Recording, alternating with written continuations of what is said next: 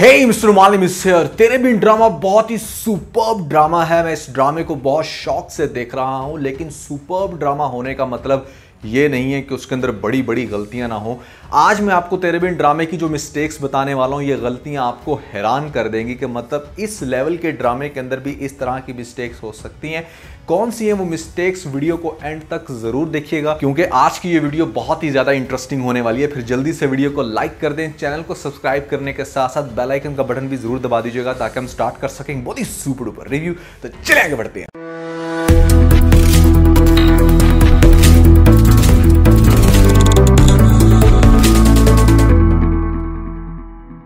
तो भैया गलती नंबर 1, जब से ये ड्रामा स्टार्ट हुआ है मैं तब से सोच रहा था कि इस ड्रामे का ओएसटी आखिर मुझे इतना ज्यादा पसंद क्यों आ रहा है, वो क्या रीजन है इसके पीछे, आखिर इसका ओएसटी मैंने पहले कहां सुना है। पिछले 2 हफ्ते में बार बार जहन लड़ाने के बाद भी मैं नहीं पहुंच पा रहा था उस ट्रैक तक जिस ट्रैक से ये तकरीबन 70 to 80% मिलता है। इसकी टोन मिलती है, इसके अंदर जो राग दिखाए गए हैं, यहाँ पर जो आपको थीम दिखाई गई है, यहाँ पर जो आपको ओएसटी का इंप्रेशन और रिग्रेशन दिखाया गया है, वो बहुत ज्यादा उस सॉन्ग से मैच करता है जो सॉन्ग मैं आपको अभी बताने वाला हूं। लेकिन उससे पहले मैं थोड़ा सा चाहूंगा कि आप लोग इस वीडियो को यहीं पर पॉज करके सबसे पहले तेरे बिन का ओएसटी सुने, 1-2 दफा सुने और फिर उसके बाद जरा सोचने की कोशिश करें कि आखिर इसका ओएसटी किससे मैच कर रहा है। तो आई होप कि कुछ लोग शायद पहुंच पाए हों, लेकिन जो लोग नहीं समझ पाए कि भैया ये ओएसटी किस गाने से मिलता है तो जरा गौर से सुने। ठुकरा के मेरा प्यार मेरा इंतकाम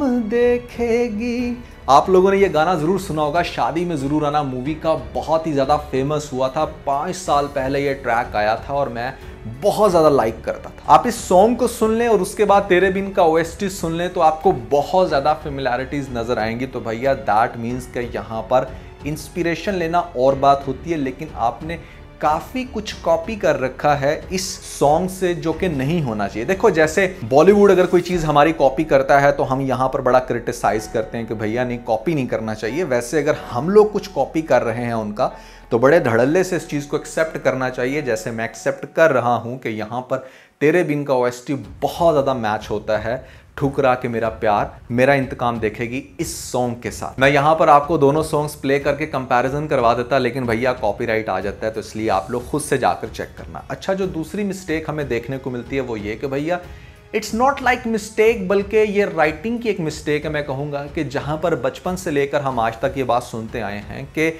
पालने वाले का हक ज्यादा होता है पैदा करने वाले से। तो फॉर एग्जाम्पल अगर यहाँ पर ये अनवर की बेटी थी भी बायोलॉजिकली, लेकिन जिस इंसान ने उसको पाला, जिसने उसको इतना बड़ा किया, यहाँ पर उसका राइट ज्यादा था, वही डिसीजन ले सकता है। और खास तौर पे एक अडल्ट जो आपको दिखाई गई है यहाँ पर हमारी मीरब, वो चाहे जहां पर भी रहे भैया, इसमें किसी भी किस्म की जोर जबरदस्ती नहीं की जा सकती। अच्छा, आपने दिखाया कि हाँ ठीक है, उसने जुबान दी थी कि वो बेटी वापस करेगा। अब वो बेटी वापस करना चाहता है, लेकिन बेटी कहाँ रहना चाहती है ये चीज भी जरूर देखी जाती है। ऐसा नहीं होता कि मतलब बेटी रहना नहीं चाहती, आप जबरदस्ती उसको अपने पास रख लोगे, बाय लॉ ऐसा पॉसिबल नहीं है। अच्छा, अगली बात सुने जरा। यहाँ पर आपको दिखाया जाता है कि बाप बड़ा गमगीन होके आता है मीरब के कमरे में और आकर ये कहता है कि उससे बहुत दुख है इस बात का, उस टाइम जब उसकी बीवी मर गई थी तो उसे कुछ समझ नहीं आया, उसने अपनी बेटी को कसूरवार बनाया, जिसकी वजह से यहाँ पर उसने फौरन से ये फैसला लिया कि हाँ भी ठीक है, मैं अपनी बेटी जो है वो दे रहा हूँ। बंदा पूछे कि अब वो 27, 28 या 30 साल की होने वाली है,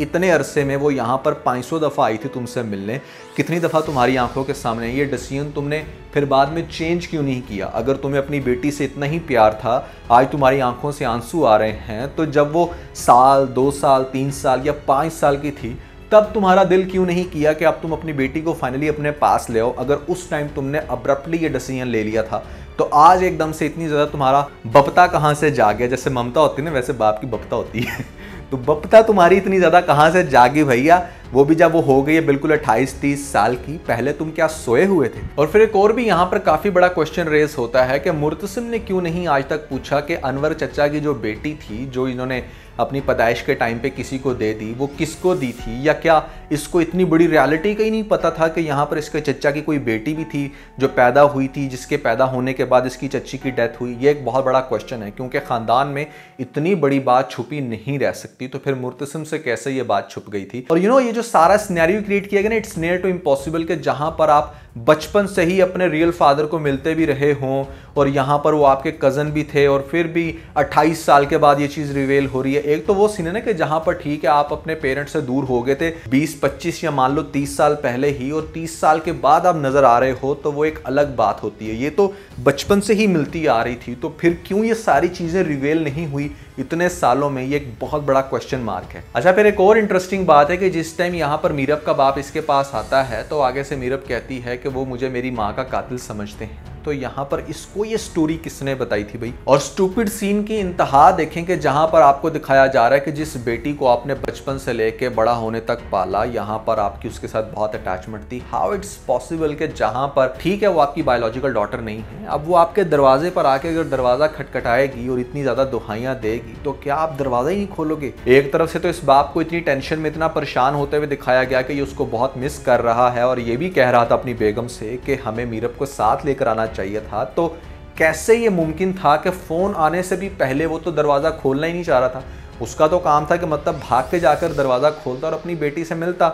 ये सीन भी बिल्कुल समझ में नहीं आया कि आखिर इतना भी क्या प्रेशर कि ठीक है आपने अपने दोस्त की बेटी को पाला, आपने उनको दे भी दिया, अब वो अगर आपके दरवाजे पर आएगी मिलने के लिए तो आप क्या दरवाजा भी नहीं खोलोगे? फिर ये मोहतरमा यहाँ से वापसी में जाते हुए कहती हैं कि मैंने पढ़नी है नमाज। और पहले भी ये बात बहुत सारे मेरे व्यूवर्स मुझे कह चुके हैं कि भैया नेल पेंट के साथ नमाज नहीं होती। तो सीन्स में इस तरह क्यों दिखाया जाता है, यहाँ पर भी देखने को मिल सकता है बड़े आराम से कि भाई हमारी मीरब ने नेल पेंट लगा रखा है, तो नेल पेंट के साथ क्या नमाज होती है या नहीं होती? कुछ लोगों का कहना ये है कि भैया वज़ू करके नेल पेंट लगा के नमाज पढ़ी जा सकती है। अच्छा, वो लोग भी यहाँ पर गलत साबित होते हैं, क्योंकि यहाँ पर भैया इसने वज़ू से पहले ही नेल पेंट लगाया हुआ है ना। अब अगर वज़ू कर भी लेगी तो नेल पेंट तो उतरने वाला नहीं है। तो ये सीन भी गलत है, क्योंकि घर जाकर बिल्कुल सादगी के साथ अगर ये नमाज पढ़ती तो ज़्यादा इंटरेस्टिंग होता। या अगर आपने ये दरबार वाला सीन दिखाना भी था जहाँ पर फेक दाढ़ी वाला बाबा आप हमेशा दिखा देते हो, तो एटलीस्ट नेल पेंट इसका जो है वो रिमूव कर दिया जाता।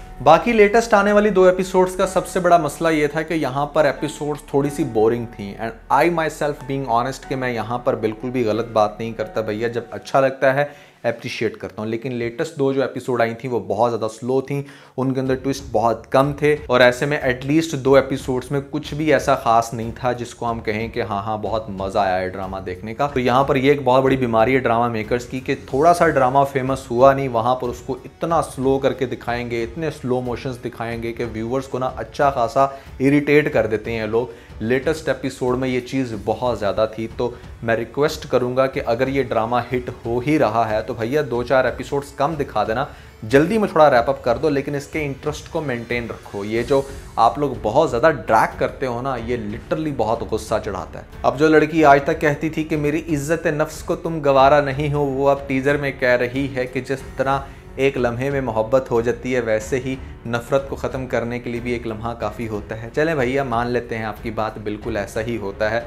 नफ़रत अब इसकी ख़त्म होगी, वो अलग बात है कि आगे से बहुत सारे ऐसे सीन्स अभी आपको देखने को मिलेंगे जहाँ से अगेन आपको ऐसा फीलर आएगा कि भैया ये तो अभी तक नफ़रत करती है, शादी नहीं करना चाहती। वो कौन से सीन्स है पहले भी आपको स्टोरी में काफ़ी दफ़ा बता चुका हूँ। यहाँ पर हया को बहुत ज़्यादा प्रॉब्लम हो रही है कि भाई ऐसे में हमारा मुर्तसिम शादी ना कर ले मुझे छोड़ के, हत्ता कि उसके दूर दूर तक भी कोई चांस नहीं है। होता है ना कि कहीं से आपको दिखाया जाए कि हाँ इस कैरेक्टर को कोई घास डाल रहा है, तो फिर तो इस कैरेक्टर को इतना तड़पते हुए, इसको इतना ज़्यादा मचलते हुए दिखाओ। भैया यहाँ पर इस कैरेक्टर की कोई जैसे वैल्यू ही नहीं है इस घर के अंदर, तो फिर क्यों आखिर इसको इतना ज़्यादा टेंस दिखाया जा रहा है? इसका लिटरली ड्रामे के अंदर आना सिर्फ टाइम को वेस्ट करता है, कोई ऐसा एक्साइटमेंट नहीं होती कि हाँ ये भी कुछ कर सकती है, क्योंकि इस कैरेक्टर की आपने पावर रखी ही नहीं है। बट एक इंटरेस्टिंग बात ज़रूर देखने को मिलती है यहाँ पर टीज़र में कि मतलब ये कहता है हमारा वहाज एज मुर्तसिम के भाई मैंने इस रुतबे इस मुकाम के लिए कोई कुर्बानी नहीं दी और इसका इंटरेस्ट पहले शायद किसी लड़की में रह चुका है, जो लड़की अब इससे दूर है या मर चुकी है। वो क्या कहानी है उसको भी सामने लाया जाएगा, क्योंकि मुर्तसिम ये कह रहा है कि वो मेरी चाहत थी। तो भैया वो इसकी चाहत थी तो क्यों होगी इसकी चाहत इससे दूर। थोड़ा सा इंटरेस्टिंग होगी नेक्स्ट एपिसोड, लेकिन मेरे ख्याल से जैसे वीक में 2 एपिसोड्स आती हैं तो उसके कंपैरिजन में ये टीजर भी कोई बहुत इंटरेस्टिंग नहीं था। लेकिन जितना ड्रामा इंटरेस्टिंग रहा, पहली 3-4 एपिसोड बहुत ही ब्लॉकबस्टर थी, वो मैंने आप लोगों को बता दिया। स्टोरी आगे से एक्सपेक्टेड कैसे चलेगी, अगर आप लोगों ने इस ड्रामे की कंप्लीट स्टोरी का रिव्यू नहीं देखा तो ऊपर लिंक मिल जाएगा, जल्दी से लिंक पे क्लिक करके वीडियो देख के अपना फीडबैक मुझे जरूर दीजिएगा। उसके अलावा अगर आप लोगों ने मेरा व्लॉग्स चैनल सब्सक्राइब नहीं किया तो आप लोगों को ऊपर लिंक मिल जाएगा लेटेस्ट व्लॉग का, व्लॉग भी देखिएगा और चैनल को सब्सक्राइब करना मत भूलिएगा।